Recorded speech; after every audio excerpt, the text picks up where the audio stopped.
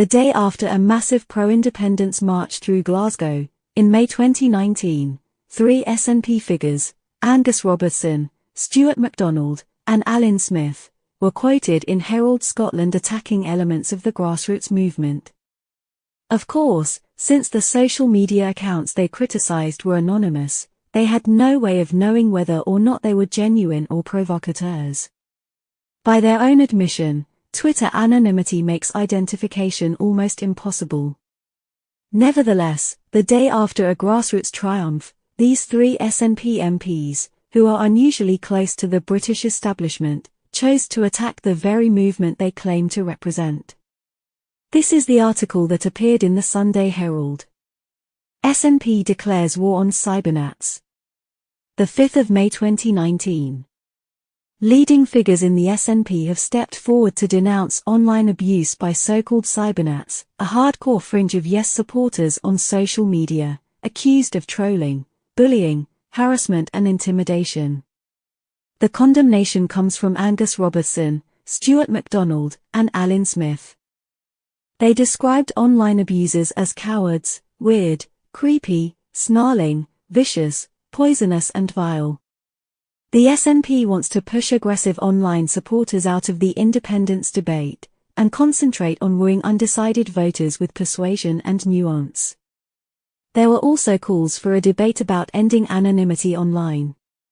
One senior SNP figure said, "Much of this is about who can monetize the Yes movement. It's about who is getting the most clicks, donations and subscriptions." Another said online abusers seemed more interested in pursuing an anti-journalist, anti-BBC, anti-mainstream media agenda, than fighting for independence.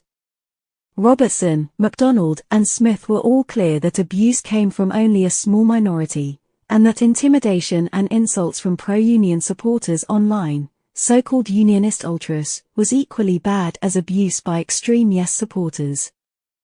The issue of online conduct has been brought into sharp focus, following comments made by First Minister Nicola Sturgeon at the SNP conference last week, when she said that independent supporters must always make their case with decency, respect and dignity. The defamation case involving former Labour Party leader, Kezia Dugdale, and Wings Over Scotland blogger Stuart Campbell has also focused attention on conduct online by a minority of vocal Yes supporters. Dugdale won the case. Renewed talk of a second independence referendum has also concentrated the minds of senior members of the SNP, and the Yes campaign, on the detrimental effect online conduct may have on undecided voters seen as likely to be put off by aggressive behaviour. Senior SNP leaders have been on the receiving end of abuse from hardline Yes supporters as well as hardline unionists. Smith said abusive online Yes supporters were failing to attract and rendering us unattractive. He said the Yes community online had to address the social media problem in the same way the Tartan Army had to clean up its act in the 1980s and then became a massive ambassadorial source for Scotland. "We all need to step up," he said, adding, "This is allowing us to be portrayed in a certain way that's damaging." When pro-independence social media users are abusive and insulting, Smith said, all members of the Yes movement should call them out and send them to Coventry. "Make them persona non grata forever. Off you pop, you aren't one of us if that's how you behave." Smith said, the SNP had been reticent on the issue. "As the second we admit that there's a problem with online stuff, it becomes the SNP has a problem with online stuff." He added that the SNP dealt with party members who were abusive online, but we can't regulate the entire world. There's a danger that we're seen as responsible for every random Zoomer on Twitter who says something. He added, "My concern is the wider Yes movement has a real job to do with this. The SNP will pretty regularly say some mealy-mouthed like we should all behave ourselves online and we should all be nice," he added, "but it's like the Dangerous Dogs Act, the people who are actually in possession of the dangerous dog, they don't register." Addressing those accused of online abuse, he said, "If you truly want to help and advance the cause, ask yourself honestly if you think you are." Angus Robertson said, "I'm expressly underlining the fact that this is an issue for both sides of the constitutional argument in Scotland, and more generally internationally where on social media, often because of anonymity, some people think that they can insult, attack and offend with impunity. The immediate challenge for the wider Yes movement is to reach out to the open-minded and undecided voters. However, if the environment online is poisoned by aggressive shouty insulting, often anonymous, keyboard warriors, this is unlikely to persuade anybody and more likely to turn people off entirely, and that should be a real concern. Robertson, now director of the pro-independence think tank, Progress Scotland, said, "The most important thing in the wider Yes movement is to adopt a new open and welcoming tone." He added, "The fact that this has become an issue which people are now prepared to call out is a good first step in hopefully resetting public discourse and letting those people know who engage in this kind of offensive and malicious behavior that it's unacceptable, regardless of whether a small and unrepresentative group of people continue in their unacceptable ways, which sadly I fear will be the case. I think if people in general are aware that they are unrepresentative on both sides, that has to be a positive step in the right direction." Robertson said, "I think these people are cowards and wouldn't be prepared to continue posting in the same way if they were identifiable, quite often because what they're saying and doing would be considered illegal. We need a cultural change." There have been fears within the SNP hierarchy that by calling out abusive supporters, the party could find itself blamed for a deterioration in social media conduct across the board, even though all political parties share the same problem. Robertson said, "There's been reticence by senior Yes supporters to call out abuse for fear of undermining the more general debate about Scotland's constitutional future, and rather than highlight the levels of abuse they receive to let it slide, or to avoid criticism because one is wanting to protect the reputation of public discourse more generally. This can't go on. People can't go on thinking they can sit in front of their keyboards and do nothing but send abuse to people they don't agree with. You wouldn't do it in public, you'd be thrown out of a pub for doing it, you'd never do it at a family event, why on earth would you do it online?" Robertson said that the Yes movement is getting serious about winning the next referendum, and rather than leaving social media and other parts of public discourse to those who want to shout loudest, there's an understanding that a renewed, updated Yes case is going to involve a more nuanced and positive case. He pointedly added, "It's the SNP and the Yes movement which is being constantly told to intervene and deal with people on the pro-Yes side because of what they do on social media, but never ever do I see by the same token the same being asked of the other side." Stewart McDonald said, "If Yes supporters used social media, then think about what the hell you're putting on it, because it helps form part of the footprint whether we like it or not of the Yes pro-independence movement officially or otherwise."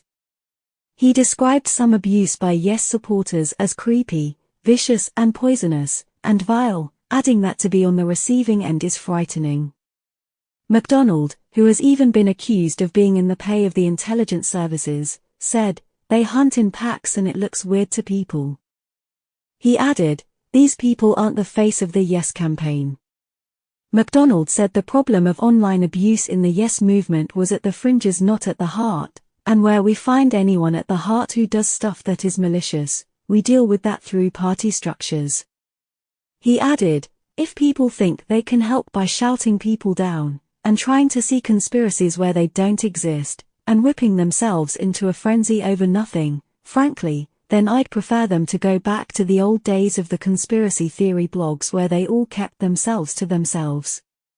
He added, "The best thing that could happen to some folk is that they lose their internet connection."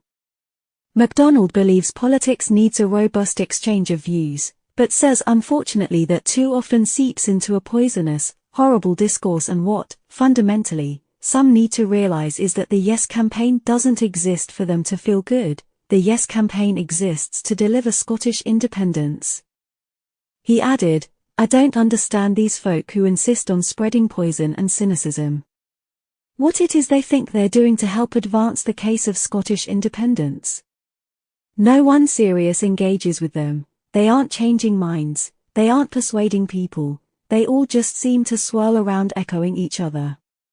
McDonald said, "Many young Yes campaigners worry about conduct online damaging independence.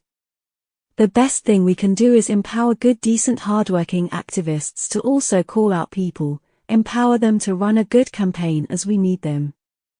Leaders of the Yes movement need to set an example, he said.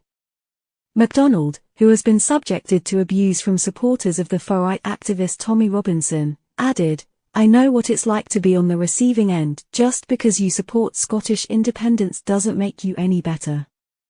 It makes you no better than the types of obnoxious thugs who turned up at Donald Trump's rallies." He said that aggressive online Yes supporters needed to just fucking chill out a bit, and you can quote me directly on that. Some of the anger is over the most absurd things.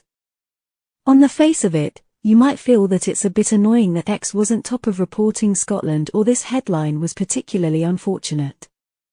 Fine, we all get pissed off with something like that, but just chill out a bit and think about things in the grand scheme of things.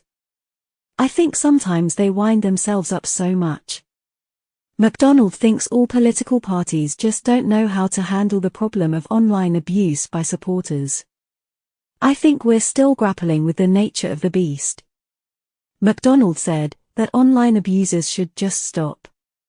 I was thinking to myself, do you ask them to change their behavior? But they're probably irredeemable, so just stop. If you're one of these people who just pumps out poison and targets individuals, find another hobby, find something else to do. There's plenty of decent, honorable Yes activists who can pick it up from here. It isn't just so-called cybernets that worry Alyn Smith. He's concerned about possible false flag accounts on social media, posing as Yes supporters. There are vast amounts of Yes identifying accounts that are signaling against the SNP and causing arguments among the Yes side, he says. On Twitter there are clearly and demonstrably phony accounts. I've got to the point where, unless I see a name and a face, I don't think that half of this is genuine. It is beyond doubt that there are phony Yes accounts that are actually not on the Yes side, and indeed there are phony unionist accounts as well, that are there to be abusive. Smith points out that in the abortion debate in America, Russian troll farms ramped up both sides of the argument. This can be easily done, he says. Smith is also concerned about hostile foreign interference in domestic politics. He recalls making a speech where if I didn't mention Russia, I certainly mentioned dark forces trying to influence the election. He adds that he quickly received messages saying things like, "I hope you die," which he believes were clearly coming out of the same troll farm in Vladivostok. He has proposed that Twitter gets rid of anonymous accounts. Clickbait and Rami is now part of Twitter's MO. It's their business model and that's dangerous, Smith adds. To Smith, social media at its best means the democratization of information, and that's why he wants to fight to make it trustworthy. Nor does he want people turned away because it's become a bear pit. Angus Robertson's new think tank, Progress Scotland, is trying to refashion debate in Scotland over the constitution. The buzzwords are moderate, persuasion, and reaching out. It's the polar opposite of what's happening with the online fringe. For those of us who are keen to foster a more moderate opportunity for discussion, and the evolution of ideas, persuasion, and debate, it's a challenge, because much of the public space online has been taken up by a small minority of people who misunderstand basic psychology. One is not going to persuade anyone about the merits of your case by screaming abuse at other social media users, and for that matter journalists, and others, who are engaging in public discourse, Robertson says. Research by Progress Scotland shows that about a fifth of all Scots are open-minded or undecided on independence. Only 1 in 20 voters theoretically need to change their minds to secure an independence majority, Robertson added. The think tank has found that the same arguments from 2014 will not suffice to persuade them. Robertson says nuance and persuasion are needed, not an angry, aggressive, snarling approach. To tackle online abuse, Robertson says the wider Yes movement should adopt a new, open, and welcoming tone which is specifically aimed at the open-minded and undecideds. He believes this will bring about a significant change of tone and content in public discourse. Robertson said there was a very strong argument in favor of verified accounts online, as long as anonymity for whistleblowing was not endangered. Unionist trolls are just as bad as the so-called cybernats. SNP MSP, Christina McKelvey, had to call police before the 2016 elections as abuse and threats were becoming a tsunami. She was called a cunt by unionist trolls. Myrie Black, SNP MP, was called a nasty little fuck and a slut. MSP Rosanna Cunningham was called a bitter shoveled old cunt, Elaine C. Smith a thirsty cunt, and Tasmina Ahmed Sheikh a slut and a common street whore. Nicola Sturgeon was called a fucking prostitute. Another said of the First Minister, "I'd love to kick that cunt at Nicola Sturgeon right in the face." That sign made sure the FM would see the threat. Others have called for nationalists to be anesthetized, likened the SNP to Nazis, and accused SNP supporters of touching kids and being rapists. Unionist trolls have made racist comments to SNP Minister Hamza Yousaf. One also even suggested ISIS should have targeted a pro-independence demonstration. A number of offenders, when it comes to such online abuse, are followed, engaged with, or retweeted by prominent unionists and elected unionist politicians.